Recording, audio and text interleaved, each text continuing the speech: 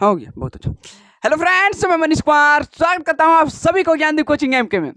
जैसा कि फ्रेंड्स आपका भाई आज से यूट्यूब चैनल पे क्लास लेना स्टार्ट कर दिया है। वो जरा सा हुआ क्या था, जैसे कि हम लोग जनवरी या फरवरी से क्लास लेना स्टार्ट किए थे ऑनलाइन, ठीक है। अब मेरा अचानक ऑफलाइन क्लास चालू हो गया था, जिसमें क्लास 10 का बच्चा था, क्लास 9 का बच्चा था, क्लास 8 का बच्चा था और वही पहला से लेकर 8 तक का बच्चा था, ठीक है। अब कुल मिलाकर मेरा पास बच्चा हो गया था ऑफलाइन में 70-80 हो गया था। तो मेरा पास जगह नहीं था उतना बिठाने का जो एक क्लास में हम सिमटा लें, ठीक है। और 9th और 10th का तो अलग ही पढ़ाना पड़ता था। अब हुआ क्या था, 9th का जैसे कि मैंने 3 क्लास पार्ट में लिया, 3 क्लास 10th का लिया, सॉरी 10th का मैंने 3 क्लास लेने लगा, सुबह शाम और दोपहर को लेने लगा। और 9th का भी मैंने 2 क्लास लिए थे, 9th का भी मैंने 2 क्लास लेने लगे थे, ठीक है। बाकी के बाद मेरा यहाँ पे हो गया था 5 क्लास हो गया था। और बच्चा पार्टी को कुल मिला के मेरा हो गया था, मतलब पहला से लेकर 8वां क्लास तक इन दोनों के बीच में मेरा 4 क्लास हो गया थी, क्योंकि बच्चा बहुत ज़्यादा हो गया था, संख्या नहीं था, उतना जगह नहीं था बैठने का, इसलिए मैंने 4 पार्ट में इसको बांटा। अब कुल मिला के मेरे पास 9 क्लास हो गया था ऑफलाइन, और मैं ऑनलाइन आ नहीं पा रही थी। इसीलिए मुझे इन क्लासों की डिस्टर्ब की वजह से मैंने ऑनलाइन क्लास 2 महीना या 3 महीना की जो भी है मैंने रोक दिए थे। अब इतना क्लास लेने के बाद, यानी एक दिन में 9 क्लास लेने के बाद आदमी का एनर्जी लेवल कहाँ तक जाएगा, थक ही जाएगा ना। तो मैंने ऑफलाइन पे क्लास पे डिपेंड कर लिए थे, लेकिन फाइनली अब मैंने वहाँ से छुटकारा पाए हैं। छुटकारा मतलब क्लास को नहीं छोड़ दिए हैं, किसी को क्लास भी ले रहे हैं, लेकिन वहाँ पे कुछ टीचर का व्यवस्था किया जा रहा है।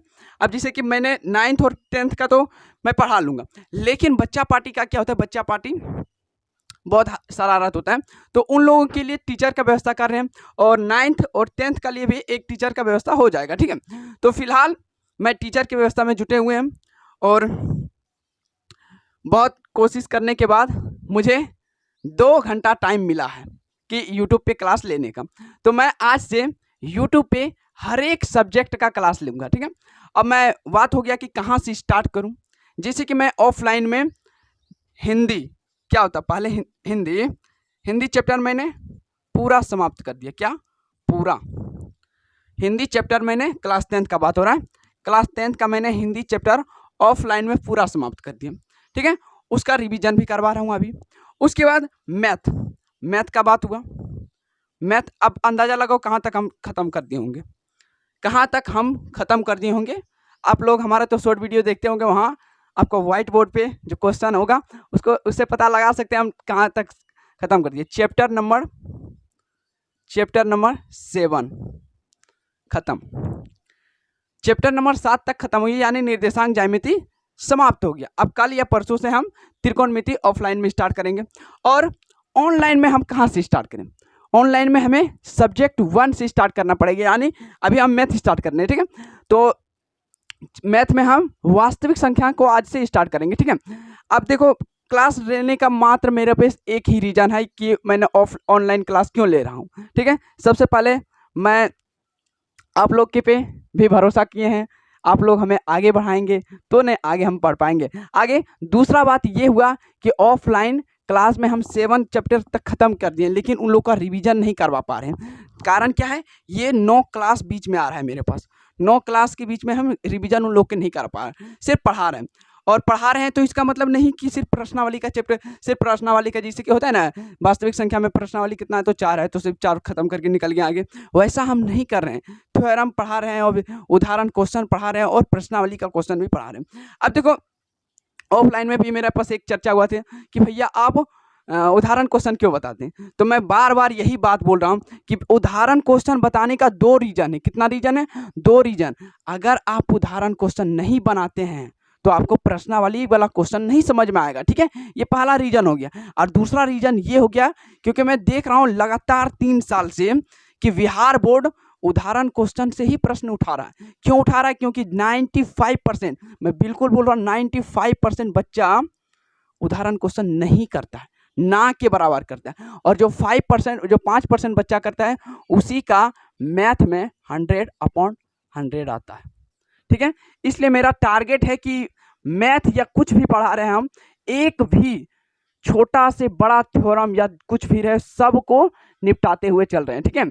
और उसी के कारण मेरा अभी चैप्टर नंबर 7 तक ही, अगर हम उदाहरण नहीं बताते तो अभी चैप्टर हमको लगता था कि 10 से तो प्लस हो जाता, ठीक है। तो इन कारण से हम चैप्टर नंबर 7 ही तक पढ़ा पा रहे हैं, ठीक है। 7 तक काफ़ी पढ़ा चुके हैं। और अभी जैसे कि हम कर रहे हैं स्टार्ट वास्तविक संख्या का, ठीक है। तो इन कारणों की वजह से हम लोग क्लास नहीं ले पा रहे थे, लेकिन आपका भाई आज से हर एक क्लास, हर एक टाइम टेबल पर आपका क्लास फिक्स कर दिया जाएगा। अगले एक चार्ट बनाया जाएगा जिसमें आपको बताया जाएगा कि किस दिन क्या सब्जेक्ट लिया जाएगा, किस दिन क्या पढ़ाया जाएगा, ठीक है। तो आप लोग टेंशन मत लीजिए, ठीक है। और मैं खास करके ऑफलाइन के बच्चा को भी बोल रहा हूँ जो मेरे पास पढ़ते हैं, उसका भी आज से टेंशन फ्री हो गया, क्योंकि आपका रिवीजन क्लास प्रारंभ हो चुका है, ठीक है।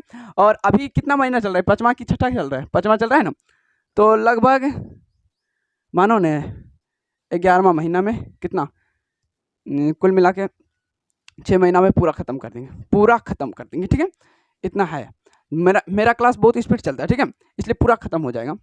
और चलो आज बिना देर किए हुए वास्तविक संख्या को स्टार्ट करते हैं, ठीक है। और वास्तविक संख्या को हम सबसे पहले वहाँ से स्टार्ट करेंगे कि 9th में हम क्या पढ़े थे, 10th में हम क्या पढ़ने वाले हैं, वास्तविक संख्या किसे कहते हैं, वास्तविक संख्या में हमें क्या क्या पढ़ना है, ठीक है। तो ऐसा जानकारी हर एक चैप्टर में पहले ले लेना चाहिए, उसके बाद चैप्टर को स्टार्ट करना चाहिए। ये नहीं कि आया उठ पुट के हाँ भाई क्या आज पढ़ाना है वास्तविक संख्या, चलो बच्चों वास्तविक संख्या में ये पढ़ता है, चलो स्टार्ट करो, इसको याद कर लो, इसको जैसे भी करना है कर लो, क्वेश्चन को रट लो। ऐसा नहीं छूटू, जब भी आप पढ़ रहे हैं तो वास्तविक संख्या पढ़ रहे हैं, कहाँ से आया, कैसे बना, वास्तविक संख्या ही पढ़ना क्यों जरूरी पड़ रहा है यहाँ पे, ठीक है। 9th में क्या पढ़े थे इसके अलावा, तो ऐसा समझना चाहिए, ठीक है। कोई भी अभी 9th में है तो 10th में, ठीक है, तो 10th के पहले 9th में क्या पढ़े थे, 9th के पहले क्या पढ़े थे 8th में। तो ऐसा जानकारी थोड़ा मोड़ा हल्का फुल्का यानी 10% आपको जानकारी रहेगा तो ही चैप्टर आपको आसान लगेगा, ठीक है। वैसे तो रट्टा मारने वाला तुम तो विद्यार्थी हो नहीं, ऐसा मुझे अनुमान लग रहा है कि तुम लोग रट्टा तो नहीं मारोगे। इसीलिए मैं 9th को पहले बताऊंगा कि 9th में पढ़ने वाले क्या हैं और 10th में आप क्या पढ़ने वाले। इससे पहले मैं 9th और 10th का मैथ का कंप्रोमाइज करवा देता हूं कि 9th में क्या पढ़े थे, 10th में क्या पढ़े और क्या क्या छूटा है 9th में पढ़ने के, क्या क्या नहीं पढ़ना चाहिए। ये मैं इसलिए बता रहा हूँ क्योंकि जो 9th का क्लास का बच्चा है उन्हें भी पता चल जाए कि 9th में वही चैप्टर पढ़ें जो 10th में उपयोग होने वाला है, ठीक है। तो मेरा फोकस तो 10th का है, ठीक है। तो चलो स्टार्ट करते हैं। हाँ तो देखो मैंने 9th का मैथ और 10th का मैथ का कितना सब्जेक्ट है मैंने सब लिख दिया हूँ यहाँ पे। अब हमें समझना है कि 9th में क्या पढ़े थे और 10th में क्या पढ़ने वाले हैं। खास करके ये 9th का बच्चा ध्यान दीजिएगा, 10th का बच्चा तो ध्यान दे ही रहा है। 9th में क्या तुम्हें पढ़ना है ये देख लो, ताकि हमें 10th में वही सब्जेक्ट पर फोकस ज़्यादा देना है, ठीक है। तो देखो मैंने 9th में भी कितना चैप्टर है, कुल मिलाकर 15 चैप्टर है। 10th में भी कुल मिला के कितना है, 15 चैप्टर है। तो क्या सब पढ़ना इसमें जरूरी है, मतलब 9th में पढ़ना सब जरूरी है, हमें तो 10th में सब पढ़ना पड़ेगा ना, ठीक है। तो समझ लो एक तरह से, यहाँ देखो पहला चैप्टर क्या है, संख्या पद्धति। सुनो संख्या पद्धति, क्लास 9th में हमने संख्या पद्धति पढ़े थे और इसके अलावा मतलब संख्या पद्धति वहां तक पढ़ लेता है और उसके आगे कौन सा चैप्टर स्टार्ट होता है, तो वास्तविक संख्या। यानी जो संख्या पद्धति है वास्तविक संख्या से कनेक्टेड है, मतलब इसके आगे आप क्या पढ़ना है, वास्तविक संख्या। दूसरा क्या है, बहुपद। बहुपद जहां तक हमने 9th में पढ़ लिए थे उसके आगे हम क्या पढ़ेंगे, उसके आगे 10th लेवल तक हम बहुपद पढ़ेंगे, ठीक है। 10th लेवल तक क्या पढ़ेंगे, बहुपद। दूसरा क्या है, निर्देशांक ज्यामिति। निर्देशांक ज्यामिति हम जहां तक 9th में पढ़ लिए थे उसके आगे क्या पढ़ने वाले हैं, तो निर्देशांक ज्यामिति ही पढ़ने वाले हैं। क्या पढ़ने वाले हैं, निर्देशांक ज्यामिति ही। यहाँ से बिंदु को दर्शाने सीखे थे, यहाँ बिंदु का दूरी भी निकालेंगे, विभाजन सूत्र का उपयोग करेंगे, त्रिभुज का क्षेत्रफल का भी उपयोग करेंगे, ठीक है। 9th में सिर्फ बिंदु को दर्शाने मतलब ग्राफ में बिंदु को दर्शाया जाता है, दर्शाने सीखे थे वहाँ, ठीक है। और उसके आगे हम यहाँ सीखेंगे। आगे क्या है, दो चर वाले रेखिक समीकरण। दो चर वाले, चर किसको बोलता है, एक्स वाई को, ठीक है। दो चर रहना चाहिए, ठीक है, इसके बीच में प्लस या तो माइनस कुछ भी रहे और समीकरण के रूप में रहना चाहिए। दो चर वाले रेखिक समीकरण यानी इस तरह का, ठीक है। वहाँ हम पढ़े थे 9th में। अब यहाँ हम क्या पढ़ेंगे, दो चर वाले रेखिक समीकरण युग्म। युग्म मतलब क्या आता है, जोड़ा। यहाँ एक समीकरण में पढ़े थे तो यहाँ दो समीकरण में पढ़ेंगे। यानी फॉर एग्जांपल ऐसे एक समीकरण ये मान लो, एक समीकरण ये मान लो, यानी 2 समीकरण हो गया। तो 2 समीकरण से हमें x और y का मान यहाँ निकालने सीखेंगे। यानी हम थोड़ा सा कनेक्टेड बोल ही सकते हैं कि 9th में जहाँ तक ये पढ़े उसके आगे आप क्या पढ़ने वाला है, 2 चर वाले रेखिक समीकरण युग्म 10th में पढ़ने वाले हैं। अगला समझो, अगला क्या है, यूक्लिड विभाजन, यूक्लिड की ज्यामितीय परिचय। ये 9th में पढ़ना जरूरी था, लेकिन 10th में इसका उपयोग कहीं नहीं आ रहा है। ठीक है, तो आप क्या कीजिएगा, आप वही फोकस कीजिए जो पढ़ने योग्य बन रहा है। ठीक है, ये चैप्टर आप पढ़ के कुछ नहीं होने वाला है, 10th में इसका उपयोग कहीं नहीं होने वाला है। ठीक है, तो यूक्लिड विभाजन की ज्यामितीय परिचय कहीं नहीं होने वाला है। आगे रेखाएं और कोण, त्रिभुज, चतुर्भुज, समांतर चतुर्भुज और त्रिभुज का क्षेत्रफल, वृत्त, ये जो चारों चैप्टर के मैंने नाम लिया हूं, ये सभी त्रिभुज से मिक्सिंग है। अब सोच सकते, दिमाग लगाओ कि यहाँ कुल मिलाकर 5 चैप्टर और यहाँ 1 चैप्टर, तो सोचो त्रिभुज कितना हार्ड होगा। तो कोई हार्ड नहीं है छोटू, अगर जी मैं पढ़ा रहा हूँ तो 9th का इस समय क्या पढ़े थे उसे हम बता के आगे पढ़ाएंगे ताकि आपको समझ में आ जाएगा। ठीक है, मैंने ऑफलाइन में त्रिभुज चैप्टर मात्र कितना लंबा है, थोड़ा टाइम लगेगा, इसलिए 10 से 12 दिन में हमने इसको समाप्त कर दिए थे त्रिभुज चैप्टर। ठीक है, वहाँ पे हाँ, तो देखो इतना यहाँ 5 चैप्टर और उसका सामना कर रहा है 10th में मात्र 1 ही चैप्टर सामना कर रहा है। ठीक है, तो देखो दूसरा बात यहाँ क्या है, निर्देशांक ज्यामिति से हो गया कनेक्टेड। और हाँ, द्विघात बहुपद इससे भी थोड़ा कनेक्टेड है। ठीक है, द्विघात यहाँ कितना, 2 घातला बहुपद पढ़ेंगे। ठीक है, आगे देखो, आगे त्रिकोणमितीय नया चैप्टर है, त्रिकोणमितीय का अनुप्रयोग भी नया चैप्टर है। वृत्त, हाँ वृत्त त्रिभुज में भी उपयोग हो रहा है थोड़ा, और जरा सा इसमें भी उपयोग हो रहा है। ठीक है, थोड़ा सा रचना से कनेक्टेड है। हीरोन का सूत्र कहीं नहीं पढ़ने वाले हैं 10th में। ठीक है, 9th में पढ़ना जरूरी था, क्योंकि 9th का सब्जेक्ट मतलब ऑब्जेक्टिव सब्जेक्टिव सब अधिकांश यहीं से उठता है, इसे 9th में पढ़ना था, लेकिन 10th में इसका उपयोग कहीं नहीं हो रहा है, ना कहीं करने वाले हैं। थोड़ा सा अगर ये त्रिभुज का क्षेत्रफल करेंगे तो निर्देशांक ज्यामिति में करेंगे वो तो देख लेंगे वहाँ पे। ठीक है, और उसके बाद क्या, पृष्ठीय क्षेत्रफल और आयतन, पृष्ठीय क्षेत्रफल और आयतन इससे कनेक्टेड है। संख्या से है, प्रायिकता से है। तो देखो छोटू, कुल मिला के कितना चैप्टर 9th में हमें पढ़ना चाहिए ऑलमोस्ट, ताकि हमें 10th में उसका उपयोग कर पाएंगे। ठीक है, तो हमें तो लगता है कुल मिलाकर 10 से 12 चैप्टर है जो 9th में पढ़ना चाहिए। ठीक है, और इतना अगर ये चैप्टर पढ़ लेते हैं, सॉरी लाइन चलो थोड़ा लाइन चल गया था, कोई बात नहीं, इसका भी व्यवस्था कर लेंगे। ठीक है, तो देखो 9th में कुल 12 चैप्टर है जो 10th में कनेक्टेड है। ठीक है, अब 10th में कुछ ऐसा भी चैप्टर है जो नया चैप्टर है, जो पूरा फ्रेश है, जिसको 9th में नहीं पढ़ना पड़ा ना 8th में पढ़ना पड़ा। ठीक है, तो उसको हम पूरा फ्रेश चैप्टर यानी पढ़ना पड़ेगा यहाँ 10th में। ठीक है, तो ऐसा कौन कौन सा फ्रेश चैप्टर है, तो देखो समांतर श्रेणी पूरा नया चैप्टर है। ठीक है, आगे क्या है, त्रिकोणमितीय का अनुपात, त्रिकोणमितीय का परिचय नया चैप्टर है, इसका अनुप्रयोग कहाँ भी करेंगे इसका भी नया है। ठीक है, और क्या है, और तो ऐसा हमें नहीं लगता है कि है, मात्र 3 ही चैप्टर है जो नया पढ़ना पड़ेगा, बाकी के बाद सारा चैप्टर हमने 9th में पढ़ लिए हैं, उसका उपयोग ही यहाँ 10th में उपयोग करने वाले हैं। उससे होगा कि थोड़ा जो 9th में पढ़े थे उसके आगे लेवल तक पढ़ेंगे। ठीक है, तो आया समझ में। तो चलो आज हम क्या पढ़ने वाले हैं, वास्तविक संख्या। ठीक है, तो वास्तविक संख्या में हम पहले 9th में क्या पढ़े थे इसके बारे में डिटेल में चर्चा कर लेते हैं। ठीक है, अब ज़्यादा डिटेल में नहीं करेंगे, क्योंकि जो हम मेरे लिए उपयोग है, जिसका उपयोग हम वास्तविक संख्या में यहाँ कर सकते हैं, वही उपयोग हम सिर्फ पढ़ेंगे कि क्या है। ठीक है, खास करके इसमें संख्या पढ़ना पड़ता है कि संख्या कौन कौन सा संख्या होता है। ठीक है, सिर्फ वही समझेंगे। ठीक है, जो हम किसमें 9th में संख्या पद्धति के रूप में पढ़ लिए हैं। ठीक है, हाँ, तो चलिए हमने क्लास 9th में क्या पढ़े थे, कुछ संख्या है इसके बारे में जान लेते हैं। ठीक है, और ये बहुत इंपॉर्टेंट है, अगले चैप्टर मतलब वास्तविक संख्या में बहुत इंपॉर्टेंट होगा। ठीक है, तो पहला क्या है, प्राकृतिक संख्या किसे कहते हैं, वैसी संख्या जो 1 से लेकर अनंत तक चलती है उसे हम क्या संख्या बोलते हैं, प्राकृतिक संख्या। यानी यहाँ इसका क्या होगा, 1 2 3 4 5 6 6 डॉट डॉट डॉट कितना होगा, अनगिनत तक। ठीक है, आगे पूर्ण संख्या किसे बोलते हैं, पूर्ण संख्या वैसी संख्या जो 0 से शुरू होता है और अनंत तक चलता है, उसे वैसी संख्या को क्या बोलते हैं, पूर्ण संख्या बोलते हैं। यानी 0 से शुरू होने वाली संख्या को क्या बोलते हैं, पूर्ण संख्या बोलते हैं। ठीक है, और अनंत तक चलता है। ठीक है, उसके बाद पूर्णांक संख्या किसे बोलते हैं, पूर्णांक संख्या किसे बोलते हैं, जो माइनस अनंत से लेकर प्लस अनंत तक चलता है, वैसी संख्या को हम क्या बोलते हैं, पूर्णांक संख्या बोलते हैं। वैसी संख्या को पूर्णांक संख्या, यानी माइनस अनंत से लेकर कहाँ तक, प्लस अनंत तक चलता है वैसी संख्या को क्या बोलते हैं? पूर्णांक संख्या बोलते हैं। ठीक है, पूर्णांक संख्या बोलते हैं। इसमें दो बात सुनो, ऋणात्मक पूर्णांक संख्या ये हो गया, धनात्मक पूर्णांक संख्या ये हो गया। ठीक है, अगर पूरा पूर्णांक संख्या की बात हो तो माइनस अनंत से लेकर प्लस अनंत तक जो संख्या चलता है उसे हम क्या बोलते हैं?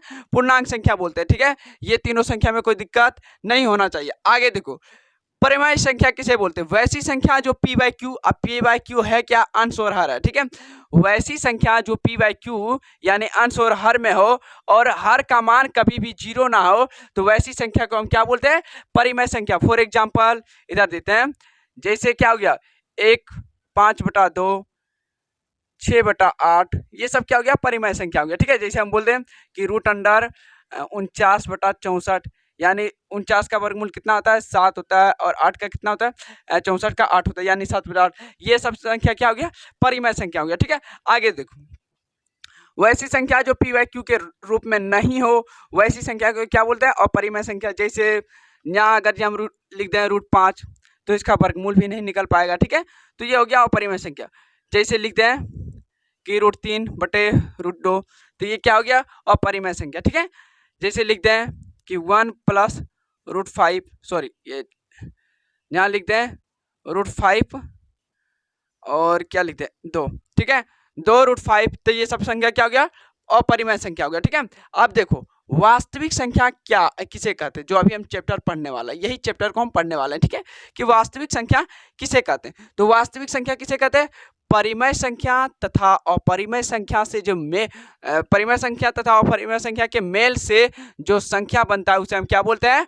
वास्तविक संख्या। इसका मतलब समझा? ये और ये संख्या का जो मेल से उत्पन्न होता है, जो विकार उत्पन्न होता है, उसे हम क्या संख्या बोलते हैं?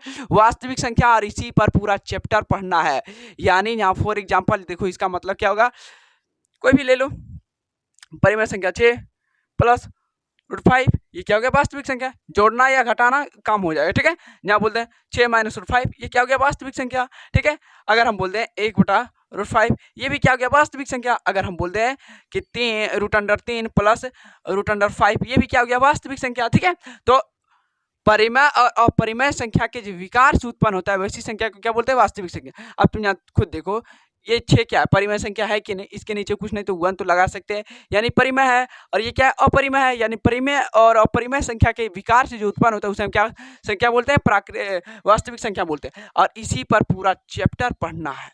ठीक है, इसी पर पूरा चैप्टर पढ़ना है। वो यहाँ समझो कि वास्तविक संख्या किसे कहते हैं? बस परिमेय और अपरिमेय संख्या के जो विकार से जो उत्पन्न होता है वैसी संख्या को क्या बोलते हैं? वास्तविक संख्या को कहते हैं। ठीक है, और जो परिमेय और अपरिमेय नहीं पढ़े हैं संख्या, कोई बात नहीं, हो जाएगा कवर। ठीक है, इसे 9th में पढ़ना था, ये दोनों संख्या को 9th में बहुत डिटेल में पढ़ना था। ठीक है, पर कोई बात नहीं, हो जाएगा बीच में।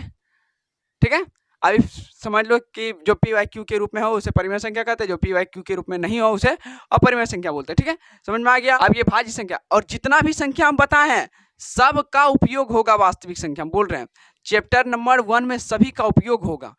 आ गया समझ में? आगे देखो, भाज्य संख्या किसे बोलते हैं? वैसी संख्या जो स्वयं तथा 1 से विभाजित हो, मतलब भाग लगे पूरा पूरा। समझ में आया? वैसी संख्या जो स्वयं तथा 1 से भाज्य हो वैसी संख्या को क्या बोलते हैं? भाज्य संख्या। इधर इसका एग्जाम्पल इधर हम दे दें, देखो ये कितना नंबर का है? 7 नंबर का बता रहे हैं। ठीक है, इधर एग्जाम्पल देखो, स्वयं तथा 1 से भाज्य होना चाहिए, यानी पूरा पूरा कटना चाहिए। जैसे हम बोलते हैं यहाँ 3, किस किस से पूरा पूरा भाग लग सकते हैं? एक स्वयं से लग सकता है और एगो 1 से लग सकता है, तो ये कैसी संख्या हो गया? भाज्य संख्या हो गया। जैसे बोलते हैं 5, तो ये कैसे होगा? स्वयं से तो 1 से भी कटेगा और 5 से भी कटेगा, और किसी से नहीं कटने वाला है। और मैं क्या बोलता हूँ? 2 बोलते हो तो 1 से भी कट रहा है, 2 से भी कट रहा है, यानी स्वयं से कट रहा है और 1 से कट रहा है। ये क्या हो गया? भाज्य संख्या। और मैं क्या बोल दूँ क्या बोलूँ? और बोल दूँ 7, तो 1 से भी कट रहा है और 7 से भी कट रहा है। ये सब संख्या क्या है? कैसा संख्या हो गया? भाज्य संख्या हो गया। आगे देखो, अभाज्य संख्या हो गया। आगे भाज्य संख्या किसे बोलते हैं? वैसी संख्या जो स्वयं तथा अतिरिक्त, मतलब स्वयं से भी कटे और किसी से कट जाए। ठीक है, और किसी से कट जाए, वैसी संख्या को क्या बोलते हैं? भाज्य संख्या। इसका एग्जाम्पल इधर देते हैं। इसका एग्जाम्पल जैसे मैं बोल दूं, क्या बोलूं? 9, तो देखो 9 किससे कट रहा है? 1 से भी कट रहा है, 3 से भी कट रहा है, 9 से भी कट रहा है, यानी 9 मतलब स्वयं से भी कटा है और इसके अतिरिक्त भी कुछ संख्या से कटा है, तो ऐसी संख्या क्या बोलते हैं, भाज्य संख्या। जैसे और मैं बोल दूं 4, तो 4 1 से भी कट रहा है, 2 से भी कट रहा है, खुद से कट रहा है, और किससे, और बोल दूं मैं 10, तो 1 से कट रहा है, 2 से कट रहा है, 5 से कट रहा है और स्वयं से कट रहा है, यानी अतिरिक्त कट रहा है। ठीक है, तो वैसी संख्या क्या हो गया, भाज्य संख्या। आया समझ में। अब क्या होता है, स्व अभाज्य संख्या होता है। ठीक है, संख्याओं का ऐसा युग्म, युग्म मतलब क्या होता है, जोड़ा, जिसका मौसो 1 हो। जैसे इसका एग्जाम्पल इधर हम देते हैं, मान लो 16 और 17, 16 और 17। अब इन दोनों का मौसो निकालेंगे, 16 और 17 का मौसो निकालेंगे तो 1 आएगा। ठीक है, तो वैसी संख्या जिनका मौसो 1 हो उसे हम कौन सा संख्या बोलते हैं, सअभाज्य संख्या बोलते हैं। आया समझ में। आया पूरा डिटेल में कि वास्तविक संख्या कहाँ से बन के आया है, तो परिमेय और अपरिमेय संख्या के मेल से बन के आया है। और इस पर एक किताब, इस पर एक चैप्टर पढ़ना पड़ेगा 10th में, जो अभी हम पढ़ने वाले हैं। ठीक है, तो ये ऑलमोस्ट 9 संख्या है जिसे हमें ध्यान में लेकर आगे बढ़ना चाहिए। ठीक है, अगर इतना नहीं है ध्यान में तो वास्तविक संख्या आपसे नहीं बनने वाला है, ये मैं गारंटी के साथ बोलता हूँ। ठीक है, तो चलो फाइनली अब हम वास्तविक संख्या में क्या पढ़ने वाले हैं। ये तो 9th में क्या पढ़े थे इसके बारे में जानकारी ले लिए। अब हम 10th में क्या पढ़ने वाले हैं कि कौन कौन सा प्रश्नावली में क्या पढ़ेंगे, इसके बारे में थोड़ी जानकारी ले लेते हैं, उसके बाद क्लास को आराम से स्टार्ट। देखो अब फाइनली हम क्लास 10 का वास्तविक संख्या चैप्टर स्टार्ट हो रहा है। ठीक है, अभी तक हम जो पढ़ रहे थे वो 9th का इंट्रोडक्शन पढ़ रहे थे, और अब हम पढ़ने वाले हैं वास्तविक संख्या में क्या पढ़ने वाले हैं ये समझ लेते हैं। ठीक है, तो देखो यहाँ वास्तविक संख्या को 2 पार्ट में बांटा गया। कितना पार्ट में, 2 पार्ट में बांटा गया। पहला पार्ट क्या है, यूक्लिड विभाजन एल्गोरिथम तथा प्रमेय। अब भैया ये क्या है, ये एक लंबी विभाजन प्रक्रिया है। अब ये लंबी विभाजन प्रक्रिया क्या है, फॉर एग्जाम्पल इधर समझो, जैसे मैंने बोल दिया कि 5 को 2 से भागा दीजिए, तो क्या करते हैं, भाग देते हैं। ठीक है, तो क्या होगा, यहाँ 2 बार में 4, ये घट गया। तो यही विधि को हम क्या बोलते हैं, लंबी विभाजन प्रक्रिया बोलते हैं। ठीक है, मतलब भाग देना, भागा देना को हम क्या बोलते हैं, लंबी विभाजन प्रक्रिया बोलते हैं। ठीक है, अब इन लंबी विभाजन प्रक्रिया की मदद से हम 2 चीज निकालेंगे। सुनो, सबसे पहले 2 या 2 से अधिक संख्या का एचसीएफ निकालेंगे। क्या निकालेंगे, एचसीएफ मतलब क्या होता है, मौसो, यानी भाग विधि से हम क्या निकालेंगे, मौसो निकालेंगे।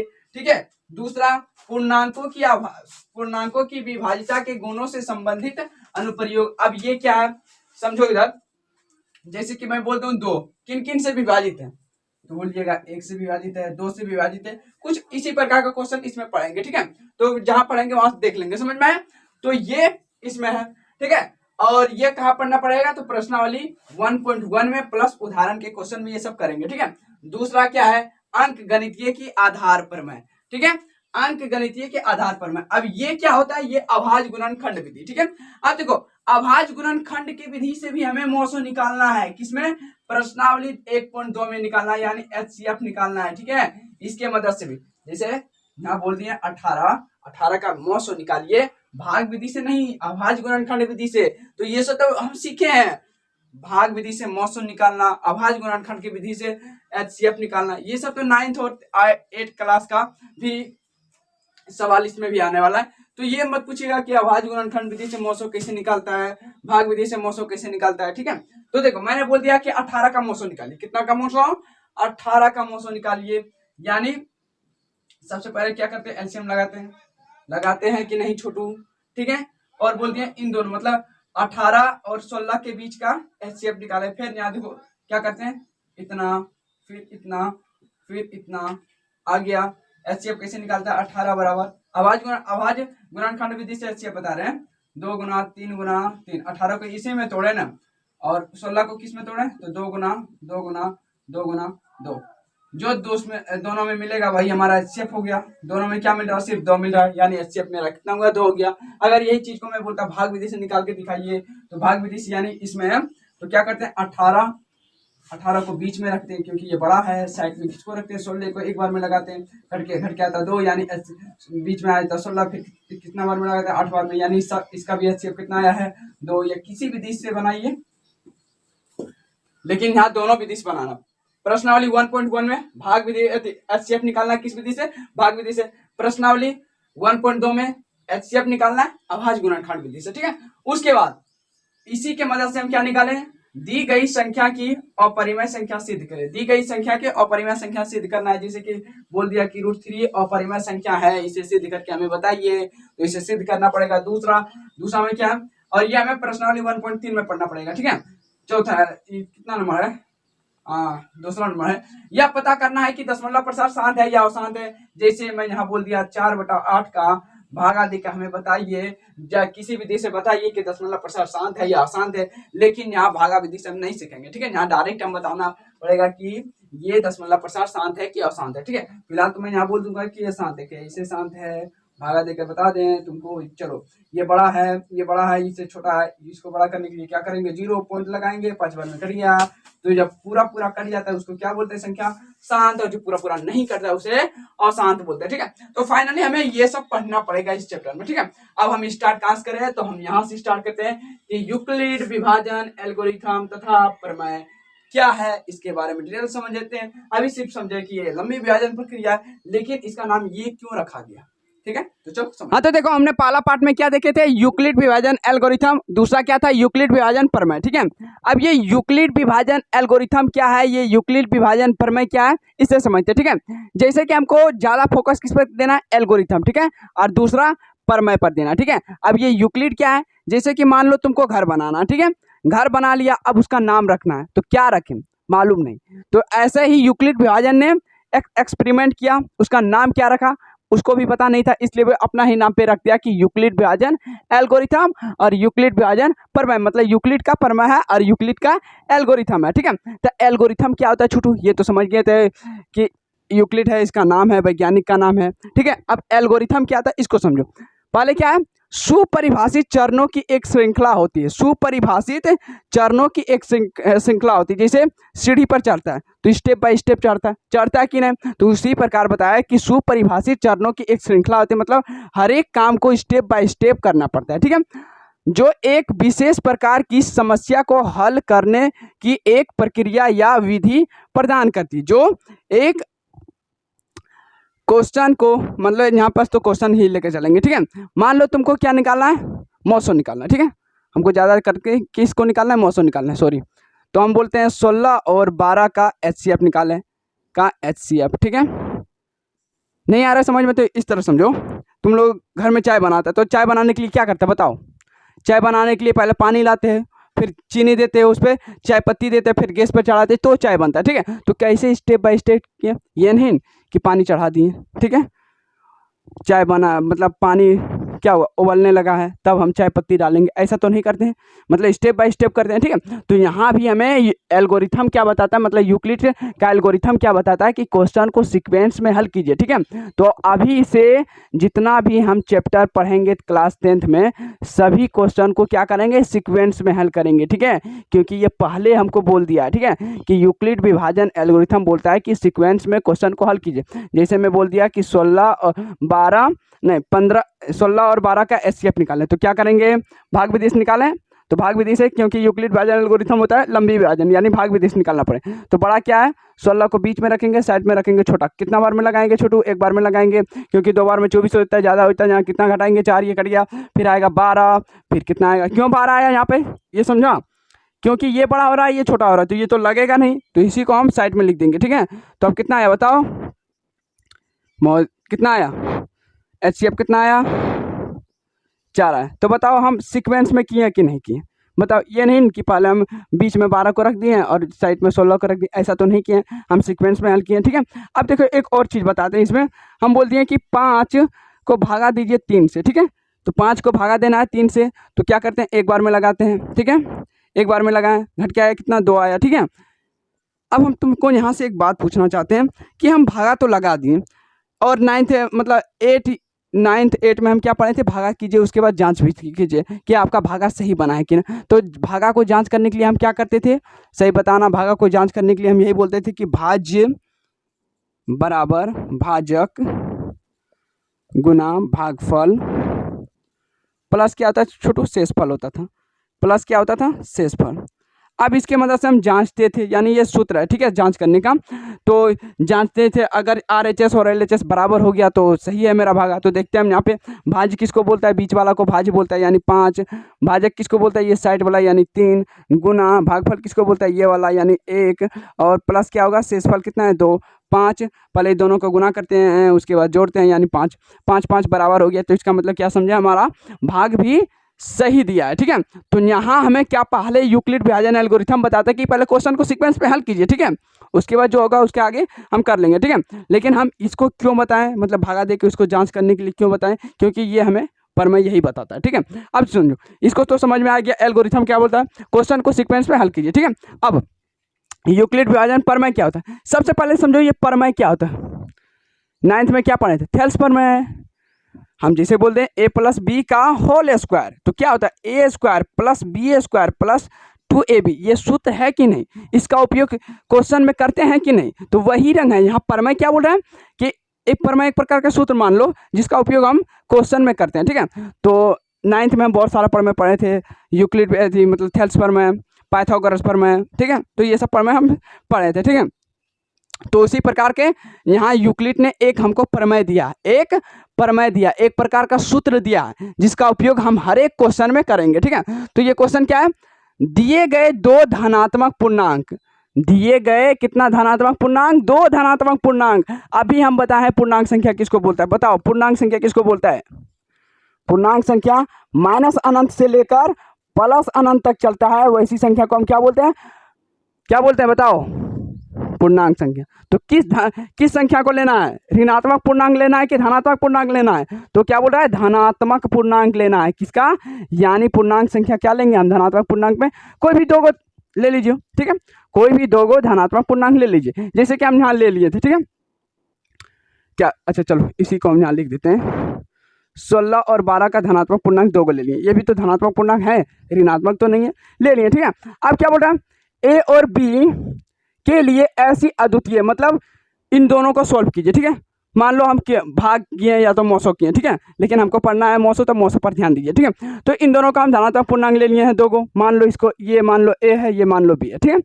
अब देखो इसको हम सॉल्व किए तो ये आया, ठीक है। अब देखो दिए गए 2 धनात्मक पूर्णांक a और b ले लिए, ऐसी अद्वितीय मान, अद्वितीय क्या होता है छोटू, अद्वितीय मतलब एक ही, मतलब ऐसा एक ही हो सकता है। जैसे कि अगर जी तुमको मौसो निकालने बोले तो इसका मौसो कितना आया, 4 आया, इसका मौसो तो अलग नहीं आ जाएगा, नहीं ना आएगा। तो यहाँ क्या बोल रहा है अद्वितीय, मतलब एक ही बार ऐसा हो सकता है, मतलब इसका मौसो अगर ये 4 आ रहा है तो 4 ही आएगा, ये नहीं कि अगला विधि बनाए तो 10 आ गया, 5 आ गया, ऐसा नहीं हो सकता, ठीक है। तो मौसो कितना आएगा, 4 ही आएगा, ऐसा बोल रहा है। तो दिए गए 2 धनात्मक पूर्णांक a और b के लिए ऐसी अद्वितीय मान, ऐसी अद्वितीय मतलब ऐसा एक बार ही हो सकता है, 10 बार नहीं हो सकता, ठीक है। पूर्ण संख्या q और r विद्यमान है, पूर्ण संख्या q और r क्या है, विद्यमान है। अब q और r क्या आता है, इसका मतलब समझो पहले, समझ में। जैसे कि अभी हम क्या बोले इसमें, भाज्य बराबर भाजक गुना भागफल प्लस शेषफल। भाज्य को देखो, भाज्य बराबर भाजक गुना भागफल प्लस क्या होता है, शेषफल होता है कि नहीं, हाँ। और यही चीज को अब हम 10th में भी पढ़ने वाले हैं, लेकिन यहाँ इसका नाम कर क्या दिया है, इसको बोल दिया a, इसको बोल दिया b, इसको बोल दिया q, इसको बोल दिया r बोल दिया। आया समझ में, यही सूत्र यहाँ भी दे दिया कि नहीं। क्या बोला, दिए गए 2 धनात्मक पूर्णांक a और b के लिए ऐसी अद्वितीय मान जो पूर्ण संख्या q और r विद्यमान है, ठीक है। फॉर एग्जाम्पल जैसे q और r विद्यमान है किस पर, पूर्ण संख्या पर, ठीक है। जैसे कि ध्यान दिए 5 से भागा दिए, किसमें, 5 में दिए, ठीक है। एक बार में लगाए, कट गया कि नहीं। तो इसको क्या बोलते हैं a, इसको क्या बोलते हैं b, इसको क्या बोलते हैं q, इसको क्या बोलते हैं r बोलते हैं, यानी इसको भाज्य, इसको भाजक, इसको भागफल, इसको शेषफल। तो यहाँ क्या देखा, यहाँ देखें a बराबर क्या हो रहा है, 5 हो रहा है, b बराबर क्या हो रहा है, b बराबर 5 हो रहा है, q बराबर क्या हो रहा है, 1 हो रहा है, r बराबर क्या हो रहा है, 0 हो रहा है। मतलब यहाँ ऑलमोस्ट पूर्ण संख्या भी एक बार समझ लो, जो 0 से शुरू होता है उसे पूर्ण संख्या बोलते हैं, ठीक है। तो q और r पर 0 हो सकता है, मतलब एक बार हो सकता है कि r का मान 0 आ रहा है, एक बार ये भी हो सकता है कि q का भी मान 0 आ रहा है, ठीक है, ऐसा होता है। और ये सूत्र हमको याद करना है, ठीक है। अब हम फाइनली तुम लोग को इसका उपयोग कहाँ हो रहा है ये समझो। पहले क्वेश्चन आपको देगा, क्या देगा, ऐसा क्वेश्चन दे दिया कि 12 और 16 का एचसीएफ निकाल, एचसीएफ निकाल लेंगे है। उसके बाद यूक्लिड विभाजन प्रमेय की मदद से हमको इसको जांच भी करना है कि यह सही बना है कि नहीं बना है।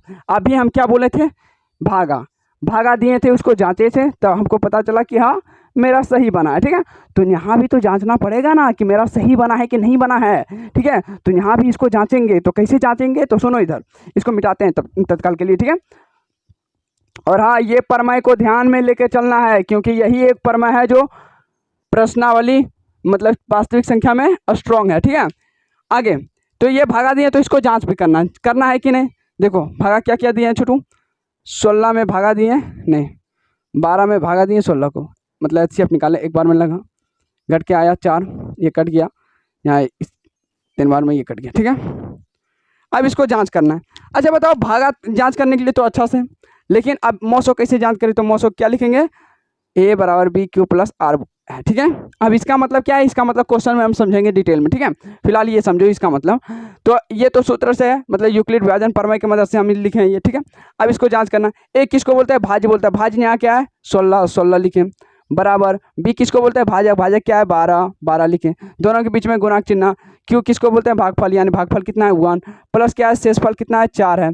ये पहला पार्ट हम किए हैं तो आया इतना, यानी पहला पार्ट में हम बोल सकते हैं कि प्रथम पार्ट में ये आया। ठीक है, दूसरा पार्ट कहाँ से जा रहा है छोटू, तो ये जा रहा है, दूसरा पार्ट जा रहा है कि नहीं, तो ए क्या हो गया, दूसरा पार्ट में ए हो गया 12 हुआ कि नहीं, फिर बी क्या हुआ, बी हो गया यहाँ 4 हो गया, दूसरा पार्ट के लिए बी हो गया 4, और मतलब क्यू क्या हुआ 3 हो गया, प्लस आर क्या हुआ 0 हुआ। ठीक है, इतना करने के बाद एचसीएफ लिखना है, एचसीएफ 0 आया, 0 के पहले हम क्या लिखें 4 लिखें, ये नहीं लिख देना 12, समझ में आया, तो ऐसे बनता है। ठीक है, तो ये कितना पार्ट में, 2 पार्ट में हम किए थे। ठीक है, तो देखो सबसे पहले यूक्लिड विभाजन एल्गोरिथम बताता है कि क्वेश्चन को सीक्वेंस में हल कीजिए, उसके बाद यूक्लिड विभाजन प्रमेय बताता है कि क्वेश्चन को हल कर दिए, उसके बाद उसको जांच भी कीजिए, तो हमने जांच भी कर दिए हैं। ठीक है, आया समझ में, तो ऐसे जांच होता है। आई होप करते हूँ ये आपको समझ में आ गया है, और ये लाइन, ये परिभाषा हर हालत में याद होना चाहिए। हमने इसको डायग्राम में पूरा, हम इसको पूरा डिटेल में बता दिए कि क्या क्या है हो रहा है। यहाँ पे 2 धनात्मक पूर्णांक लिए, 2 लिए, उसको सॉल्व किए, तो इसका अद्वितीय मान मतलब ऐसा एक ही बार हो सकता है सॉल्व, ऐसा नहीं कि 10 बार ये सॉल्व कर दें, ऐसा नहीं हो सकता। और पूर्ण संख्या क्यों आ रहा हो सकता है, एक बार हो सकता है कि आर पर 0 हो सकता है, देखो आर पर 0 तो हो रहा है यहाँ पे, एक बार हो सकता है कि क्यू पर भी 0 हो सकता है, ऐसा बोल रहा है। ठीक है, तो सूत्र क्या होता है, ए बराबर बी क्यू प्लस आर, और यहाँ बोल रहा है 0 जो आर से बड़ा है और बराबर नहीं, मतलब आर से छोटा है और बराबर भी है, और आर बी से बड़ा छोटा है। ठीक है, ऐसा बोल रहा है, और इसका उपयोग हम करेंगे प्रश्न में करेंगे। ठीक है, इसका उपयोग प्रश्न में करेंगे। फिलहाल ये समझ में आया कि नहीं, यूक्लिड विभाजन प्रमेय, यूक्लिड विभाजन एल्गोरिथम क्या बोलता है। ठीक है, ऑलमोस्ट बोलता है यूक्लिड विभाजन प्रमेय एल्गोरिथम के क्वेश्चन को सॉल्व कीजिए सीक्वेंस में, एल्गोरिथम प्रमेय क्या बोलता है उसको जांच भी कीजिए मेरे सूत्र के हिसाब से, ये नहीं कि दूसरे के सूत्र के हिसाब से। ठीक है, तो इसका सूत्र यही था, आया समझ में। तो आगे हम क्वेश्चन आंसर करते हैं उदाहरण नंबर, और फाइनली हम उदाहरण क्वेश्चन से स्टार्ट करते हैं। हमने प्रश्नावली 1.1 का उदाहरण नंबर ले लिया पहला। ठीक है, जो क्या बोल रहे हैं 4052 और 12576 का एचसीएफ निकाले, क्या बोल रहा है एचसीएफ निकालने बोल रहा है। यूक्लिड विभाजन एल्गोरिथम का प्रयोग करके ज्ञात कीजिए, यूक्लिड विभाजन एल्गोरिथम का प्रयोग करके ज्ञात करना है, यानी यूक्लिड विभाजन एल्गोरिथम क्या बोलता है, लंबी विभाजन प्रक्रिया बोलता है। ठीक है, और ये सीक्वेंस में हल करने का बताता है हमें तरीका। ठीक है, तो चलो, तो भाग विधि से हमें निकाले, तो सबसे पहले क्या करेंगे, इन दोनों में से छोटा कौन है, तो है 4052, बीच में किसको रखेंगे 12576 को। ठीक है, अब बताओ किससे लगाएं, 1 से लगाएं कि 2 से लगाएं कि 3 से लगाएं। हम बोले यहाँ 4000 है, यहाँ 12000 है, यानी 3 से लगाते हैं। ठीक है, तो कितना आता है 6, 15 के 5 हाथ में 1, और कितना आता है 121 इतना ही आ रहा है। ठीक है, अब इसको घटाते हैं, क्या आ रहा है 0 0, यहाँ घटाएंगे 6 में 6 0, यहाँ 2 बचेगा, यहाँ कितना बचेगा 4 बचेगा, और ये दोनों कट गए, यानी 420 आ रहा है। ठीक है, अब यहाँ है 4052, यहाँ है 420, यानी ये छोटा हो रहा है ये बड़ा हो रहा है, तो इसी को आप साइड में रखेंगे, तो क्या लिखेंगे 4052। अब बताओ किससे लगाएं, यहाँ 4020 है और यहाँ 4052 है, यानी किससे लगाएं, 5 6 से तो लगेगा नहीं, 8 या 9 से लगेगा। ठीक है, तो हम बताएं 9 से लगाओ तो 9 का पढ़ेंगे, 0 गुना करेंगे 9 तो 0 आ गया। फिर 18 के 8 हाथ में एक हो गया 36 और एक 37 होगा। कितना हुआ? 37 हुआ। 36 और एक कितना हुआ? 37 हुआ। चलो इसको घटाते हैं, कितना आया? 0, यहाँ से एक पैसा जाएगा, कितना गया देखो, यहाँ है इसमें एक पैसा लेंगे 10 में से 5 में पैसा लेंगे 15, यहाँ 7 बचा, यहाँ कितना बचा? 9, 2 और ये कट गया। ठीक है, अब क्या उतरेगा? 420 उतरेगा साइड में। अब बताओ किससे लगाएं? 2 बार में लगाएंगे तो ज्यादा हो जाएगा, फिर से एक ही बार में लगाना पड़ेगा। तो यहाँ क्या लिखेंगे? 272। ठीक से घटाए हैं? चलो ठीक है, यहाँ से एक पैसा लेंगे 10, 8, यहाँ कितना बचा? एक इसमें पैसा जाएगा 4, 11 हो गया, 11 में से 4 जाएगा, कितना हुआ ये, और यहाँ कितना बचा? 148 बढ़ गया। फिर इसको हम साइड में रखेंगे 272। अब कितना बार में लगाए? फिर एक ही बार में लगाना पड़ेगा। फिर यहाँ कितना आया? घट के 4 आएगा, यहाँ कितना आएगा? 6 में से 4 जाएगा, कितना? 2 और यहाँ पे 1 बचा। फिर कितना आएगा? 148 आएगा। फिर कितना बार में? एक बार में लगाएंगे। फिर कितना आएगा? घट के 4, 2 ये कट गया। ठीक है, फिर कितना बार में आएगा? जब तक कटेगा नहीं तब तक छोड़ेंगे नहीं। ठीक है, इसको फिर आप बताओ कितना बार में लगाए? 5 से लगाए, 5 से हो जाता है, 6 से लगाए कि 5 से लगाए? बताओ 24 गुना 5 करते हैं, कितना आता है? 20, 12। हाँ, इसी से लगाना पड़ेगा, 5 से लगाना पड़ेगा। ठीक है, 120 आता है। फिर घट के आएगा 4, ये कट गया यहाँ। अब बताओ 6 बार में पूरा कटा, कहानी खत्म हुआ यहाँ। इसका मतलब यहाँ से हम भी बोल सकते हैं कि HCF हमारा कितना आया है? 4 आया। क्या इतना ही चेक करेंगे? नहीं छोटू, यूक्लिड का बात हुआ है तो यूक्लिड हमें इसको दर्शाना भी है, यानी इसको जांच करके भी बताना है प्रमेय की मदद से कि हमारा ये सही बना है। ठीक है, ऐसा नहीं करना है, ऐसा करेगा तो 1 नंबर मिलेगा, 1 नंबर। इसको दर्शाना भी है, यानी जांच भी करना है। तो हम जांच करने के लिए क्या करेंगे? यूक्लिड विभाजन किसका उपयोग करेंगे? यूक्लिड विभाजन प्रमेय का उपयोग करेंगे, जो प्रमेय में बताया है। प्रमेय में क्या बताया है कि a बराबर BQ प्लस R है। a को क्या बोला है? भाज्य, b को भाजक, q का भागफल, प्लस r को क्या बोल रहा है? शेषफल। ठीक है, अभी कितने चरणों में विभाजित है पहले चरण लिख लेते हैं। ठीक है, चरण, फर्स्ट नंबर चरण में देखो, यहाँ से यहाँ देखो, ध्यान दीजिएगा, तो यहाँ से यहाँ एक चरण हुआ। कितना चरण? एक चरण हुआ। तो बताओ पहला चरण में a का मान कितना है? 12,576 है। ठीक है, b का मान कितना है? b का मान है 4,052 है। q का मान कितना है? q का मान है 3। r का मान कितना हुआ? 420। ये तो पहला चरण हुआ। दूसरा चरण में चलते हैं। दूसरा चरण कहाँ से कहाँ बन रहा है? देखो, दूसरा चरण ये हमारा बन रहा है, ये इस बार हमारा ये दूसरा चरण बन रहा है। ठीक है, तो दूसरा चरण में क्या होगा? दूसरा चरण में a का मान कितना होगा? 4,052 हो गया। b का मान कितना हो गया? 420 हो गया। और q का मान कितना हो गया? 9। और r का मान कितना हुआ? 272। ये दूसरा चरण हुआ। तीसरा चरण कहाँ से कहाँ जा रहा है? तो देखो, तीसरा चरण यहाँ से यहाँ जा रहा है। देखो, यहाँ से लेकर यहाँ तक ये तीसरा जा रहा है। ठीक है, तो तीसरा हम क्या लिखेंगे? a का मान कितना हुआ? 420 हो गया। ठीक है, और b का मान कितना हुआ? 272 हो गया। और q का मान कितना हुआ? 1। और r का मान कितना हुआ? 148। ठीक है, अब ये चौथा चरण में जाते हैं, चलते हैं। ठीक है, तो चौथा चरण हमारा कहाँ से कहाँ जा रहा है? देखो, चौथा चरण हमारा यहाँ से लेकर यहाँ तक चल रहा है। ठीक है, तो चौथा चरण में हम क्या लिखेंगे? a का मान कितना हो गया? 272 हो गया। और b का मान कितना हो गया? 148 हो गया। और q का मान 1 प्लस r का मान 124 हो गया। ठीक है, पांचवा चरण चलते। पांचवा चरण कहाँ से कहाँ जा रहा है? देखो, ये हमारा पांचवा हो गया। ठीक है, चलो पांचवा चरण क्या है? a का मान 148 हो गया, b का मान 124 हो गया, q का मान 1 हुआ और r का मान 24 है। अब छठा चरण चलते हैं। ठीक है, छठा चरण कहाँ से कहाँ बन रहा है? देखो, छठा चरण हमारा ये हुआ, यानी 7 चरण में ये खत्म हो रहा है। ठीक है, तो इसका मान क्या हो गया? a का मान 124, b का मान कितना हुआ? 24 हुआ। r का मान कितना? q का मान कितना हुआ? 5 और r का मान 4। ये सातवां चरण क्या हो रहा है? तो ये हो रहा है मेरा सातवां चरण। देखो यहाँ से यहाँ, ये हमारा सातवां चरण हो रहा है। ठीक है, तो सातवां चरण में क्या हो रहा है? देखो, a का मान कितना हुआ? 24, b का मान कितना हुआ? 4, q का मान कितना हुआ? 6, r का मान क्या हुआ? 0। लास्ट में 0 हो गया। और सबसे पहले क्या लिखे? 0 पहले लिखे 4, यानी HCF कितना आया? 4 आया। तो इतना करोगे तब आपका आंसर पूरा फुल मार्क्स मिलेगा 2 नंबर। ठीक है, तो इतना ही करना है। ठीक है, अगर बोलते यूक्लिड विभाजन एल्गोरिथम का प्रयोग करके हमें ये मतलब HCF निकालना है, तो इतना कर देने के बाद उसको एल्गोरिथम का प्रमेय का उपयोग भी करके उसको दर्शाना है। ठीक है, तो इतना करोगे तो 2 नंबर मिल जाएगा। ठीक है, आया समझ में। और ये यूक्लिड विभाजन प्रमेय बहुत इंपॉर्टेंट है, इसका परिभाषा भी याद रखना चाहिए क्योंकि अगला क्वेश्चन इसके परिभाषा पर ही डिपेंड होगा, यानी यूक्लिड विभाजन प्रमेय की मदद से ही बनेगा। ठीक है, तो चलते हैं दूसरा उदाहरण नंबर। ठीक है, क्या बोल रहा है ये क्वेश्चन में, दर्शाइए, दर्शाइए मतलब सिद्ध करना है क्वेश्चन को। ठीक है, दर्शाइए कि प्रत्येक धनात्मक समपूर्णांक 2q के रूप का होता है। 2q का रूप का होता है, क्या बोल रहे हैं, समपूर्णांक के बोल रहा है, धनात्मक समपूर्णांक जो है 2q का रूप का होता है कि नहीं, हमको ये देखना। ठीक है, तथा प्रत्येक धनात्मक विषम पूर्णांक 2q + 1 का रूप का होता है कि नहीं। ठीक है, और जहाँ q एक क्या है, पूर्णांक संख्या है।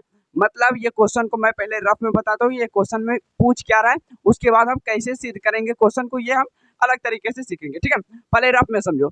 यहाँ क्या बोल रहा है, एक धनात्मक समपूर्णांक का छोटा सा नाम दे दिया है कि 2q है। ठीक है, 2q है, और यहाँ बता दिया हमें q का मान क्या हो सकता है, पूर्णांक संख्या। पूर्णांक संख्या कौन हो सकता है, धनात्मक पूर्णांक हो सकता है, ये नहीं कि ऋणात्मक पूर्णांक। पूर्णांक संख्या कहाँ से स्टार्ट होता है, माइनस अनंत से लेकर कहाँ तक चलता है, प्लस अनंत तक चलता है। माइनस अनंत से लेकर कहाँ तक चलता है, प्लस अनंत तक। तो ये हो गया तो ऋणात्मक पूर्णांक यानी नेगेटिव, ये हो गया। इधर हो गया क्या, पॉजिटिव वाला हो गया। तो हमको क्या लेना है, q का मान क्या लेना है, पॉजिटिव लेना है। ठीक है, धनात्मक पूर्णांक, यानी हम यहाँ से q का मान 1 ले सकते हैं, 0 भी तो ले सकते हैं ना, 0 1 2 3 ये सब ले सकते हैं पॉजिटिव में। ठीक है, तो समझो हमें बोलना है कि धनात्मक समपूर्णांक 2q का रूप का होता है कि नहीं, ये देखना है। दूसरी बात कि ये सम में आना चाहिए, और ये क्या आना चाहिए, विषम में आना चाहिए। ठीक है, ये 2q + 1 विषम में आना चाहिए। ठीक है, तो इसमें हम रख के देखेंगे, यानी q का मान एक बार 0 रखेंगे, 0 नहीं सॉरी 0 ले लिए, एक बार 1 रखेंगे, एक बार 2 रखेंगे, एक बार 3 रखेंगे। ठीक है, क्योंकि 0 ले लेंगे तो पूर्ण संख्या के रूप में आ जाता है। ठीक है, तो देखो एक बार 0, एक बार 1 लेंगे, एक बार 2 लेंगे, एक बार 3 लेंगे, और इसमें q का मान पुट करेंगे। ठीक है, अगर सम में आ रहा है तो सही है, अगर विषम में आ रहा है तो हम यही बोल देंगे कि ये क्वेश्चन गलत है। ठीक है, तो चलो यहाँ देखते हैं, q और q का मान क्या लेते हैं, 1, तो ये क्या आ रहा है, सम में आ रहा है, यानी 2 से पूरा पूरा जो भाग कट जाता है वो सम में आता है। ठीक है, एक और ले लेते हैं, q का मान लेते हैं 2 लेते हैं, तो कितना होगा, 4 हुआ। q का मान लेते हैं 3 लेते हैं, यानी 6, यानी ये तो धनात्मक समपूर्णांक आ रहा है यहाँ पे। ठीक है, अगला देखो, अगर इसमें q का मान लेने 1 लेंगे या 2 लेंगे या तो 3 लेंगे, ये भी सम में आना चाहिए। ठीक है, तो देखो q का मान 1 लेते हैं तो कितना आता है, 2 और 1 कितना हुआ, 3, ये धनात्मक विषम पूर्णांक है कि नहीं है। अगला लेते हैं 2 का मान, q का मान 2 लेते हैं तो कितना आता है, 5 आ रहा है। ठीक है, ये भी धनात्मक विषम पूर्णांक है कि नहीं। तो क्वेश्चन तो सही बोल रहा है कि हाँ, इसमें q का मान कुछ भी रखेंगे तो धनात्मक सम में आएगा, और इसमें q का मान कुछ भी रखेंगे, मतलब 1 2 रखेंगे तो विषम में आएगा। ठीक है, क्वेश्चन सही बोल रहा है। तो हमें इस प्रकार से सिद्ध तो नहीं करना है, यानी इस प्रकार से तो उसको सिद्ध करके नहीं बताएंगे। तो कैसे करेंगे भैया, तो अभी तक हमने क्या सीखा, यूक्लिड विभाजन एल्गोरिथम बताता है क्वेश्चन को सीक्वेंस में हल करने, वो तो हम कर लेंगे। ठीक है, और एक सीखे यूक्लिड विभाजन का प्रमेय। प्रमेय क्या बोलता है, a बराबर bq + r, और क्या है, और अभी इसका उपयोग होगा, जो 0 है r से छोटा है और बराबर भी है, और r किससे छोटा है, b से छोटा, इसका उपयोग अब यहाँ से लेंगे। ठीक है, तो सबसे पहले यूक्लिड विभाजन एल्गोरिथम, यूक्लिड विभाजन प्रमेय का परिभाषा लिखेंगे, जो हम बोले हैं आपको याद करने के लिए। ठीक है, तो याद कर लीजिएगा। ठीक है, फिलहाल अभी हम यहाँ क्वेश्चन को सोल्व करते हैं, तो चलो इसको मिटा देते हैं। अगला देखो, तो सबसे पहले क्या लिखना है, यहाँ लिखना है हल में यूक्लिड विभाजन प्रमेय से। ऐसा जब भी क्वेश्चन आएगा तो यूक्लिड विभाजन प्रमेय से ही सॉल्व करना है। ठीक है, तो इसका परिभाषा लिख देना है, ये नहीं कि डायरेक्ट सूत्र लिख दिए बस काम स्टार्ट कर दिया, ऐसा नहीं करना है। ठीक है, परिभाषा भी लिख देना है कि यूक्लिड विभाजन प्रमेय से क्या बोलता है, दिए गए दो धनात्मक पूर्णांक a और b के लिए ऐसे अद्वितीय मान जो पूर्ण संख्या q और r में विद्यमान है। अब लिख देना जहाँ जहाँ इसका सूत्र क्या बोलता है, a बराबर बी क्यू प्लस आर बोलता है, और एक क्या बोलता है, जो जीरो है आर से छोटा है, बराबर भी हो सकता है, ठीक है, बराबर का यहाँ चिन्ह है तो बराबर है इसका मतलब, और आर किससे छोटा है तो बी से छोटा। भैया इतना तो हम लिख दिए, इसको समीकरण 1 मान लो, ठीक है। इतना लिख देने के बाद अब कैसे बनाना है, तो अब हम कंप्रोमाइज करके हमें बी का मान निकालना है। किसका मान, बी का मान। ये बी का मान अगर हम निकाल दें तो क्वेश्चन सॉल्व हो जाएगा। तो देखो बी का मान कैसे करेंगे, या तो इसको गौर से देखिए, हम क्या लिखें 2q, ठीक है, और दूसरा क्या है 2q + 1 है, ठीक है। अब इसका कंप्रोमाइज करते हैं ये सूत्र से। मान लो इधर a है, इधर क्या है bq + r है। r का मान तो यहाँ कुछ नहीं तो 0 है कि नहीं, या तो इसमें देख लीजिए, इसमें ये वाला सूत्र का उपयोग करते हैं, यहाँ bq + r है, ठीक है। अब देखो यहाँ से b का मान क्या आ रहा है, कंप्रोमाइज कर रहे हैं, b का मान इसमें भी 2 आ रहा है, b का मान इसमें भी 2 आ रहा है कि नहीं। तो आप बोलिएगा भैया r का भी मान तो कंप्रोमाइज कीजिए, r का मान तो यहाँ 1 है, यहाँ 1 है, यहाँ 2 है। तो भाई ऐसा नहीं कर सकते हैं, r का मान क्योंकि अलग अलग आ रहा है, इसमें 0 आ रहा है, इसमें 1 आ रहा है, तो ऐसा नहीं कर सकते। जो सेम आ रहा है उसी को लेंगे, यानी हम b का मान लेंगे, ठीक है। r का मान हम निकाल लेंगे ये सूत्र से, ये जो दिया है इसमें यही r का मान हमें बताना है, ठीक है। मतलब ये हमें बताता है कि r का मान क्या क्या लेना है, ठीक है। फिलहाल हमें b का मान पता चल गया, तो यहाँ से क्या करना है, यहाँ से करना है, लिखना है b बराबर 2 माना, b बराबर 2 माना, ठीक है। अब तुमको क्या करना, ये b का मान समीकरण 1 में रखना, ठीक है। जैसा जैसा बना रहे हो वैसा वैसा ध्यान दीजिए। समीकरण हम क्या करेंगे, समीकरण 1 में b का मान रखने पर, b का मान रखने पर तो क्या करेंगे, a बराबर, अब b का मान क्या होगा 2q + r हो गया, और इसमें भी b का मान रखेंगे तो b 0 बड़ा है, 0 जो है छोटा है r से और बराबर भी है, और b का मान कितना रख दें हम यहाँ पे, तो 2 रख देते हैं, ठीक है। आया समझ में। अब बताओ छोटू, यहाँ से मैं r का मान निकाल सकते हैं कि नहीं। बिल्कुल भैया निकाल सकते हैं। कैसे निकालेंगे, क्योंकि यहाँ बताया है r जो है 2 से छोटा है, तो r 2 से छोटा है, इसका मतलब क्या ले सकते हैं, 0 ले सकते हैं, 1 ले सकते हैं, 2 नहीं ले सकते हैं क्योंकि बराबर का चिन्ह नहीं लगल है, तो हम 2 नहीं ले सकते। तो r का मान क्या क्या आया, 0 आया है, 1 आया, ठीक है। अब क्या करना है, अब ये जो समीकरण मेरा 2 बना है, अब समीकरण 2 में एक बार r का मान 0 रखेंगे, एक बार r का मान 1 रखेंगे, तो ये दोनों सिद्ध हो जाएगा, ठीक है। तो देखो समीकरण हम 2 में काम करते हैं। समीकरण 2 में r बराबर 0 रखने पर तो देखो छोटू क्या हो रहा है, a बराबर 2q, r का मान 0 रखते हैं तो क्या होता है, a बराबर 2q। अब बताओ 2q क्या है, 2 से पूरा पूरा विभाजित कर जाता है, यानी 2q धनात्मक समपूर्णांक है कि नहीं। क्यों है, क्योंकि ये 2 से पूरा पूरा भाग लग जाता है, तो यहाँ लिखेंगे अतः 2q सम धनात्मक पूर्णांक है, क्योंकि लिख देते, क्योंकि 2q 2 से विभाजित है। यही चीज को हमें सिद्ध करना था इसमें कि 2q धनात्मक समपूर्णांक 2q के रूप में है कि नहीं, तो ये सिद्ध कर दिए, हुआ कि नहीं। अब किसको सिद्ध करना है, ये सिद्ध करना है, ठीक है। तो अब क्या करेंगे, अब समीकरण 2 में 1 का मान r बराबर 1 रखेंगे, तो यहाँ लिखेंगे समीकरण 2 में r बराबर 1 रखने पर, ठीक है। तो समीकरण 2 क्या है, a बराबर 2q + r है, ठीक है। तो इसमें r का मान रखते हैं, हाँ छोटू इतना आ रहा है, ठीक है। अब क्या हो रहा है, यहाँ तो 2q धनात्मक पूर्णांक है, धनात्मक समपूर्णांक है, लेकिन 1 तो धनात्मक विषम पूर्णांक आ रहा है, तो सब मिलके बनता क्या है, धनात्मक विषम पूर्णांक। जब भी देखो धनात्मक समपूर्णांक और विषम पूर्णांक जुड़ता है तो क्या आता है, धनात्मक विषम पूर्णांक बन जाता है। तो यहाँ लिखेंगे अतः 2q धनात्मक सम पूर्णांक है, लेकिन 1 जो है एक धनात्मक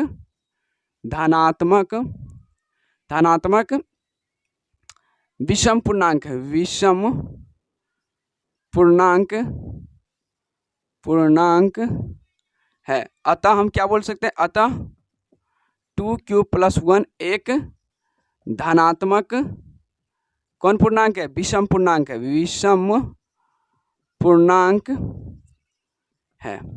तो बताओ दोनों सिद्ध हुआ कि नहीं हुआ, ये भी हम सिद्ध करिए कि हाँ भाई ये धनात्मक समपूर्णांक है और ये धनात्मक विषम पूर्णांक है। तो इस प्रकार से क्वेश्चन को ये हल किया जाता है। ठीक है, सबसे पहले यूक्लिड विभाजन प्रमेय का उपयोग करेंगे इसमें। ठीक है, परिभाषा लिख देंगे, सूत्र लिख देंगे, बी का मान कैसो करके निकाल लेंगे कंप्रोमाइज करके। ठीक है, उसके बाद आर का वही मान निकल जाएगा, उसके बाद वही आर का मान उसमें रखेंगे, बस हो जाएगा। ठीक है, बस इतना ही करना है और 2 नंबर लेके चल जाना है। ठीक है, तो आई होप करता हूँ ये क्वेश्चन समझ में आ गया हो।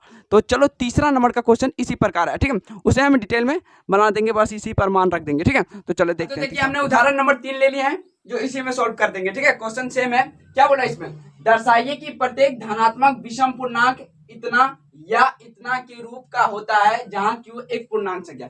मतलब हमें कुल मिलाकर 2 को दर्शाना है कि ये विषम पूर्णांक है या ये विषम पूर्णांक है। ठीक है, मतलब दोनों को दर्शा देंगे। ठीक है, और जहां q एक क्या धनात्मक पूर्णांक है तो वही करेंगे, परिभाषा यही लिखेंगे, सूत्र यही लिखेंगे। उसके बाद b का मान क्या लें, b का मान 4 हो गया, क्योंकि कंप्रोमाइज करेंगे तो सब में क्या आ रहा है, 4 आ रहा है, तो b बराबर क्या होगा मेरा 4 होगा। बाकी बात क्या करेंगे, b का मान समीकरण 1 पे रखेंगे तो यहाँ क्या हो गया 4 होगा कि नहीं। उसके बाद इस पे रखेंगे तो b का मान कितना आया, यानी r का मान कितना आया, तो देखो r का मान आया 0 है, 1 है, 2 भी हो सकता है, 3 भी हो सकता है, लेकिन 4 नहीं हो सकता। ठीक है, अब क्या करेंगे, एक एक करके इसमें मान रखेंगे। ठीक है, देखो r बराबर समीकरण 2 में रखेंगे, समीकरण क्या है 4q+r है। ठीक है, इसमें रखेंगे r बराबर 0 कितना आ रहा है 4q आ रहा है, यानी 4q क्या है छोटू, 4q है 2 से पूरा पूरा विभाजित हो रहा है, यानी समपूर्णांक है। हमें ये तो नहीं सिद्ध करने बोल रहा है, हमें सिद्ध करने बोल रहा है क्या 4q+1 या एगो करना है 4q+3 विषम पूर्णांक है,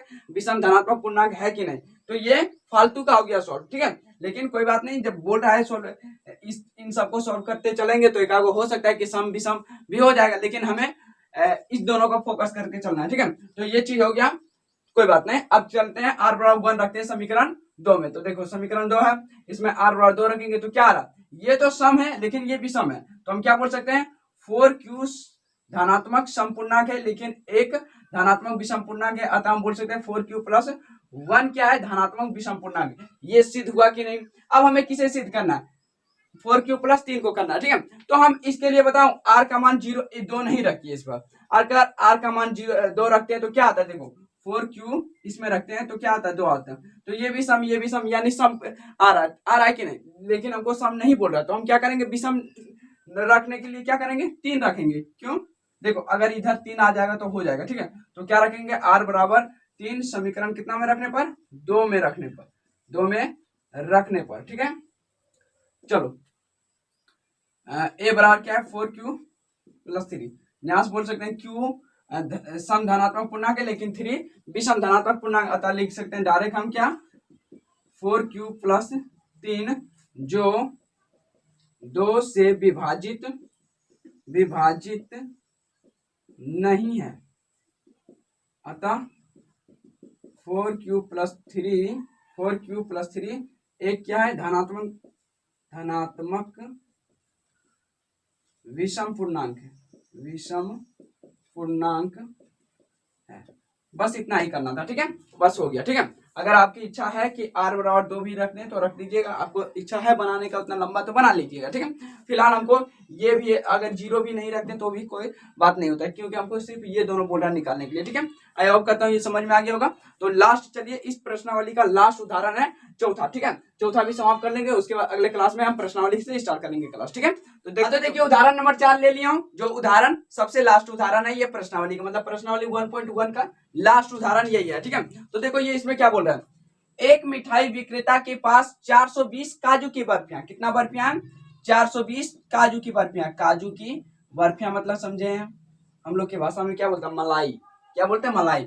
एक मिठाई विक्रेता के पास 420 काजू की बर्फियां, 130 बादाम की बर्फियां, 130 बादाम की बर्फियां। ठीक है, बादाम की बर्फियां। ठीक है, आगे क्या बोल रहा है, वह इनकी ऐसी ढेरियां बनानी चाहती है कि ढेरियों में बर्फियों का संख्या समान हो। वह इनकी ऐसी ढेरियां बनानी चाहती, मतलब ढेरियां मतलब समझो एक बॉक्स है। ठीक है, इस बॉक्स में यहाँ भी इसमें बॉक्स होगा। ठीक है, जब 2 बर्फियों की संख्या, काजू की संख्या समान रखना, मतलब काजू और बादाम की बर्फियां समान रखना, ठीक है। और बॉक्स में समान तरीके से रखना है, मतलब समझो अगर इधर हम 5 को रख रहे हैं या जितना भी रख रहे हैं तो इधर भी उतना ही होगा।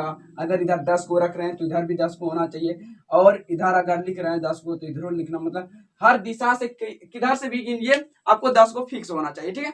इसमें भी फिक्स होना चाहिए, ठीक है। इसमें भी 10 को जिधर से रखना है फिक्स होना चाहिए, ठीक है। आगे क्या बोल रहे हैं, देखो वह इनके ऐसी ढेरियां बनानी चाहती है कि ढेरियों में बर्फियों की संख्या समान हो। बात सही है। आगे क्या बोलो, तथा ये ढेरियों की पारत का न्यूनतम स्थान घेरे। अच्छा बताओ, कोई भी सामान को सीक्वेंस में रखें, स्टेप बाय स्टेप पूरा सजा के रखें तो ये ज्यादा स्थान घेरेगा, मतलब क्षेत्रफल ज्यादा लेगा कि कम लेगा, तो कम लेगा, ये तो जाहिर सी बात है। यहाँ क्या बोल रहा है, तथा ये ढेरियों की पारत का न्यूनतम स्थान घेरे। इस काम करने के लिए ढेरियों में कितनी बर्फियां रखी जा सकती है, मतलब अधिकतम से अधिकतम इस लाइन में कितनी बर्फियां रखी जा सकती है, तो पता नहीं। अधिकतम से अधिकतम जब भी चर्चा हो, जब भी मैक्सिमम से मैक्सिमम चर्चा हो कि मैक्सिमम से मैक्सिमम कितनी रख सकते हैं, तो वहां HCF निकलता है। क्या निकलता है, HCF। समझ में आया, वहां क्या निकलता है, HCF निकलता है। तो हम क्या करेंगे, 420 और 130 में HCF निकालेंगे, ठीक है। तो किस विधि से निकालेंगे, लंबी विभाजन प्रक्रिया, यूक्लिड विभाजन एल्गोरिथम का प्रयोग करके, उसके बाद यूक्लिड विभाजन एल्गोरिथम का प्रयोग करके हम उसको सिद्ध भी कर देंगे, मतलब ये सही आ रहा है मेरा, ठीक है। तो चलो इसको फिलहाल मिटाता हूं, ये समझने के लिए था रफ में। चलो देखो क्या करना है तुमको, सबसे पहले छोटा क्या है, 130 है, साइड में रखेंगे। सॉरी पेन नहीं चल रहा है, ये एंड टाइम में धोखा देता है पेन मेरे को। 130 और क्या होगा, 200 नहीं 420, कितना बार में लगाए छोटू जल्दी बताओ, 3 हाँ 3 बार में लगाएंगे तो कितना आएगा, 0 9 300, 300 कितना आ रहा है, 90 घटाएंगे 0 आएगा, यहाँ से जाएगा 3, ये करिए, ठीक है। कितना आया 3, इधर आएगा 130, फिर कितना बार में लगाएगा जल्दी बताओ, 4 बार में 120 आएगा, फिर घट के आएगा 10, फिर आ गया कितना, अरे ये अंदाजे हम लगा दिए थे कि ये तो 10 बर्फियां आ रहा है, मतलब एक लाइन में कितने बर्फियां रख रहा है, 10 रख रहा है। अगर इधर 10 रख रहा है तो नीचे भी 10 रख रहा है, ठीक है। तो अब हम इसको क्या करेंगे, यूक्लिड विभाजन एल्गोरिथम की मदद से, प्रमेय की मदद से दर्शा देंगे। तो क्या बोला, यूक्लिड विभाजन प्रमेय के मदद से क्या बोलता है, a बराबर BQ प्लस R है।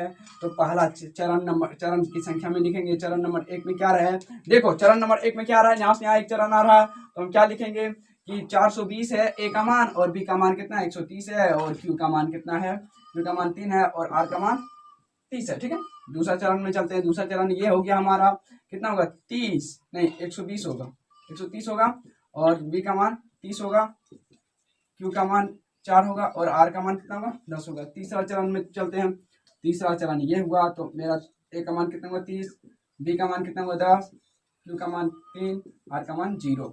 0 पहले क्या लिखे 10, यानी 10 हमारा कहने का मतलब क्या है, भारत में 10 मैक्सिमम से मैक्सिमम बर्फियां रखी जा सकती है। तो यहाँ लिखेंगे अतः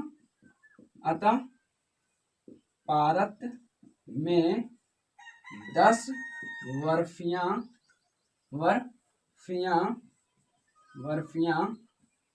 बर्फियां रखी है या रखी जा सकती है। चलो समझ में आया यहाँ तक। आज हमारा ये प्रश्नावली का उदाहरण सारा समाप्त हो गया।